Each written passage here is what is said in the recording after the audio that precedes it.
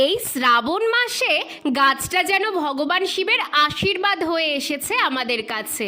এই গাছটা সত্যি আমাদের বাড়িতে কোনো দিন ছিল না, কি করে যে এলো সেটাই ভাবার বিষয়।